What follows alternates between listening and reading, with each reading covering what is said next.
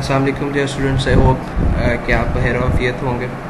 So in the last lecture we had discussed about the operations of the firm, how a firm actually works and how a banker has a responsibility towards the firm. Then we had discussed about the joint stock company and as you all know that how joint stock company is formed, what are the different types of joint stock company, and then what are the documents that are required to open an account of a joint stock company. So there were 5 basic documents: resolution of board of directors, memorandum and articles of association, certificate of incorporation, certificate of commencement of business, and then the balance sheet. We had discussed all those documents in detail. So the rest of the thing that we need to discuss today is the powers of board of directors. So let's start about today's lecture.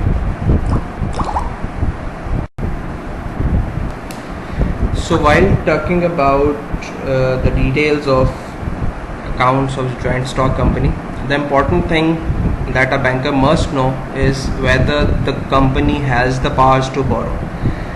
You already have done an assignment on memorandum of association. So while talking about the memorandum of association, you must know about this thing, that the company has that power, whether the company has written explicitly an amount that a company cannot exceed from that amount to borrow. That means, let's say that a company has written as rupees 10 billion that the company can borrow the maximum amount of rupees 10 billion. So that means the company has a capacity to borrow from the bank, but it should not in aggregate exceed by rupees 10 billion by whatever bank the company is taking loan from.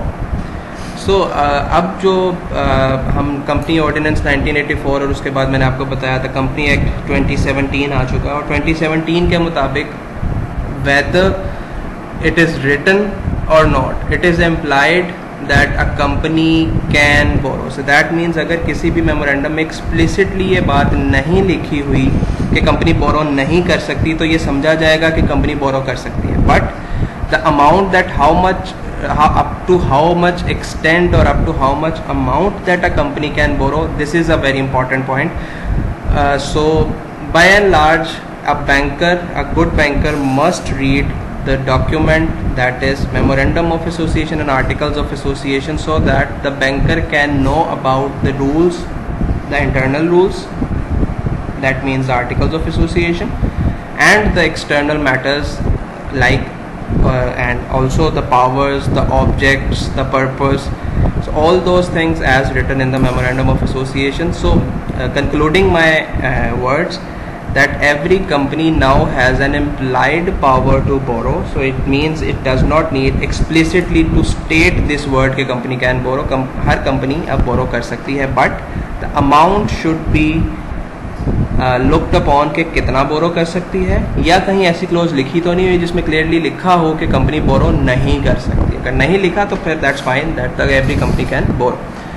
सो अगर कोई company अपनी dedicated या अपनी power जितनी borrowing amount company को allot की गई या कंपनी ने अपने मेमोरेंडम ऑफ एसोसिएशन में लिखा, अब अगर कंपनी उस अमाउंट से ज़्यादा बोरो करती है, now that mean it will become ultra vires or void. So anything which is beyond the powers, either it is in the object, either it is in the purpose of the business. जैसे for example एक textile mill अपने memorandum में लिखती है that it will deal with textile and related products, और अब अगर वो कोई सीमेंट के बिजनेस में इन्वॉल्व हो रही है, so that mean it is beyond its power, so ये अल्ट्रा वायर होगा. सिमिलरली अगर कोई कंपनी अपनी पावर से ज़्यादा लोन ले रही है, बोरो कर रही है, so that mean it is ultra vires और void for the company. And then despite के कंपनी एक एग्रीगेट बोरिंग क्लोज लिखती है या मेमोरेंडम में उसने लिखा हुआ है, जैसे मैंने भी आपको एग्जांपल दी कि वो 10 दिन तक बोरो कर सकती है, but it is advisable, it is better, it is advantageous for a banker to always take a new fresh board resolution whenever the bank decides to lend to that company. सो चाहे bank aggregate अगर हम बात करें तो 10 billion joint stock company कर सकती है, but अगर कोई कंपनी बीइंग अ बैंकर आपके पास आई है और आपसे 2 बिलियन का लोन ले रही है, so you should ask for a new board resolution जिसमें ये लिखा हो कि कंपनी को फर्दर बोरिंग की ज़रूरत है और कंपनी अलाउ करती है, कंपनी का डॉक्यूमेंट जो कि बोर्ड रेजोल्यूशन है वो करता है कि कंपनी 2 बिलियन की फाइनेंसिंग एडवांसेस या लोन ले सकती है. So this document will result in a fruitful way और in an advantageous way to the banker कि जब भी कोई फ्रॉड होगा या अगर कभी कंपनी की बोरिंग एक्सीड कर भी जाती है, क्योंकि वो तो आया लोन लेने, आपको तो सिर्फ अपने बैंक के बारे में पता है, हो सकता है उसने 10 और बैंकों से भी लोन अप्लाई किया हो. सो अगर आपके पास ये एक बोर्ड रेजोल्यूशन मौजूद है तो ऐसी सूरत में you being the banker will remain safe in this case. Then coming towards the operation on the account, एक चीज़ हम क्लियर कर चुके हैं कि कंपनी का जब भी अकाउंट होगा वो बोर्ड ऑफ डायरेक्टर के रेजोल्यूशन के मुताबिक होगा. So it is always open as per instructions on board resolution. जिस इंडिविजुअल को या जिसको बोर्ड रेजोल्यूशन में ऑथराइज किया गया है, ऑथराइज किया गया है ऑपरेट करने के लिए, ओपन करवाने के लिए. So all those persons are authorised. Apart from those nobody can operate that bank account जो भी कंपनी अपने बैंक से मेंटेन कर रही है. सो जिन लोगों को ऑथराइज किया गया है, obviously those specimen signatures will be required so that कि जब भी कोई चेक आता है या कोई इंस्ट्रूमेंट आता है या कंपनी की तरफ से कोई भी बैंकर को इंस्ट्रक्शंस आती हैं, the bank can verify that those instructions are given by the authorised persons. So वो ऑथराइज्ड लोग जो भी होंगे, ऑब्वियसली उनको उनके स्पेसिमेन सिग्नेचर्स रिक्वायर्ड होंगे और उन्हीं स्पेसिमेन सिग्नेचर्स के तहत उन इंस्ट्रक्शंस को वेरीफाई भी किया जाएगा. नाउ कमिंग फॉरवर्ड, अगर उस ऑथराइज्ड सिग्नेचर्स में से या ऑथराइज्ड पर्सनल्स में से किसी की डेथ हो जाती है या किसी भी हवाले से कुछ चेंज आ जाता है, लास्ट लेक्चर में मैंने आपको बताया था that change must be reported by the company to the banker, और इसके लिए एक एक्स्ट्रा अंडरटेकिंग भी ली गई थी. सो जैसे ही कोई चेंज आया या लेट से ऑथराइज्ड पर्सन की डेथ हो गई, that means the account operation should immediately be stopped. So no debit or withdrawal transactions will be made. Credit transactions हो रही हैं, पैसे जमा हो रहे हैं, that's fine, but withdrawal या debit transaction will immediately be revoked. However, ऐसे चेक्स जो कि किसी authorized person की डेथ से पहले इशू किए गए थे, they should be honored because जब वो इशू किए गए थे तब तो everything was perfect. The person in his life had written those or had instructed the bank to perform a transaction, and after writing the check अगर किसी की डेथ हो जाती है तो डेथ से पहले चेक्स या इंस्ट्रक्शंस या जो भी टर्मिनेशंस या जो भी चेक वगैरह या इंस्ट्रूमेंट वगैरह बैंक को दिए गए हैं, बैंक उनको ऑनर करेगा. But after that death they should not be honored and account operations, that is the debit operations, must immediately be stopped.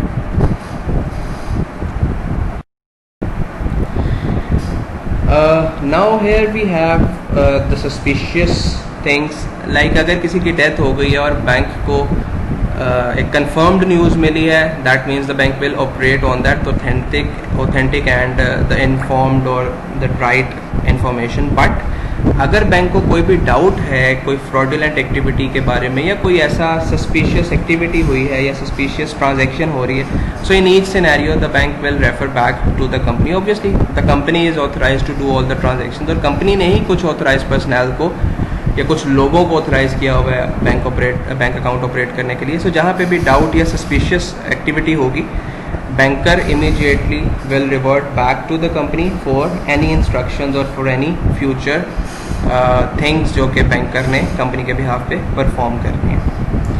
यहाँ पे एक चीज़ इम्पॉर्टेंट है that in the last lecture I have told you that the account will be opened when all documentary formalities and all those 5 document जिसमें balance sheet थी, commencement of certificate of commencement of business था, certificate of incorporation था, memorandum articles थे. सो ये चीज़ें पूरी होने के बाद अकाउंट ऑपरेट किया जाएगा या ओपन किया जाएगा. But here we have a scenario that if a public limited, again I am re-emphasizing on the word public limited company, private limited company के लिए सर्टिफिकेट ऑफ इनकॉर्पोरेशन चाहिए, कमेंसमेंट नहीं चाहिए. But for a public limited company you need certificate of commencement of business. So जब तक वो certificate of commencement of business नहीं आता, account can not be operated. But if a company is newly build, it is floated new in a market, तो obviously अभी उसको काम करने से पहले पैसा चाहिए, जो कि वो सब्सक्रिप्शन फेज में लेता है. सब्सक्रिप्शन फेज वो जिसमें वो प्रोस्पेक्टस इशू करके लोगों को शेयर बेचते हैं और लोगों से पैसा लेते हैं. सो ऐसे सिनेरियो में when there is a new public limited company, ऐसी सूरत में सर्टिफिकेट ऑफ कमेंसमेंट के बगैर भी अकाउंट ओपन किया जा सकता है. क्यों किया जा सकता है, इसकी वजह मैंने आपको बता दी. Because the company is new and the company needs money to operate and the company already has a step to go for, that is subscription phase. So जब तक सब्सक्रिप्शन नहीं होगी, सर्टिफिकेट ऑफ कमेंसमेंट नहीं मिलेगा.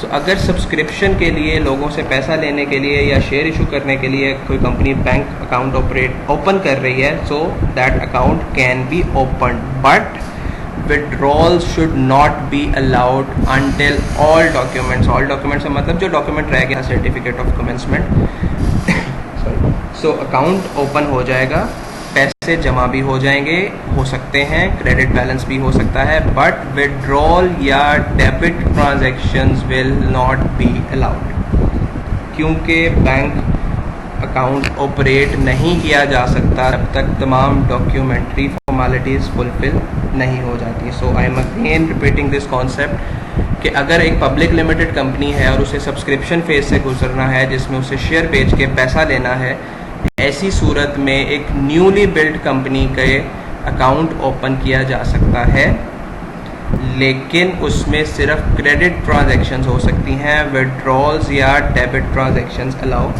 नहीं की जाएंगी.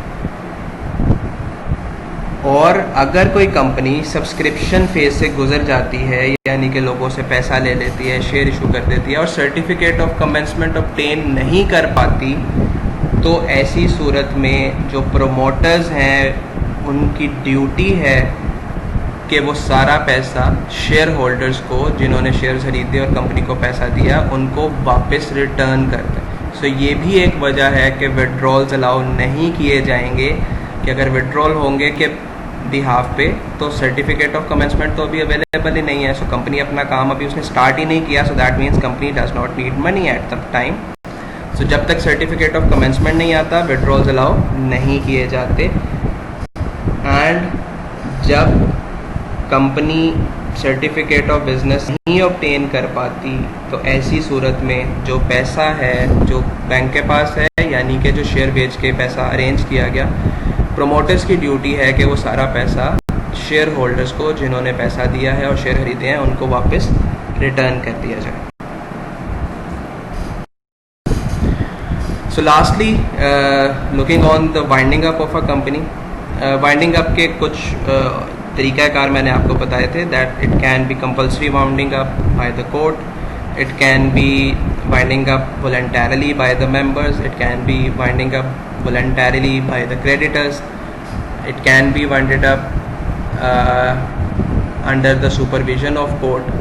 So by any means जो भी winding up है या जो भी उसका तरीक़ाकार है, as soon as the wound up is started, the operations must immediately be stopped. Either it is voluntary winding up, or it is compulsory winding up, or it is winding up with the supervision of court. Whenever the winding up of a company gets started, the operations of the company should immediately be stopped. और जब wind up हो रहा होता है, तो इसका मतलब है now the company is selling its assets to meet its liabilities. And obviously if the bank has given certain amount of loan to the company, तो इसका ये मतलब है कि कंपनी ने वो पैसा या वो लोन वापस बैंक को भी करना है. सो ऐसी सूरत में जितने भी आउटस्टैंडिंग लोन्स हैं या एडवांसेस हैं जो बैंक ने कंपनी को दिए हुए थे, वो वापस ले लेने चाहिए, either in the form of cash, और अगर कैश मौजूद नहीं है तो ऑब्वियसली बैंक ने उस लोन को सिक्योर किया होगा. सो बाय सेलिंग दो सिक्योरिटीज़, और अगर सिक्योरिटीज़ बेचने के बावजूद आउटस्टैंडिंग लोन्स ज़्यादा हैं, जो रिमेनिंग बैलेंसेस हैं वो ज़्यादा हैं, तो ऐसी सूरत में बैंक क्लेम लॉन्च करेगा लिक्विडेटर को उस रिमेनिंग अमाउंट के लिए। फॉर एग्जांपल, एक बैंक ने एक कंपनी को 1 बिलियन का लोन दिया हुआ था और उसके अगेंस्ट सिक्योरिटीज़ या कुछ एसेट्स रखे हुए थे एज अ सिक्योरिटी।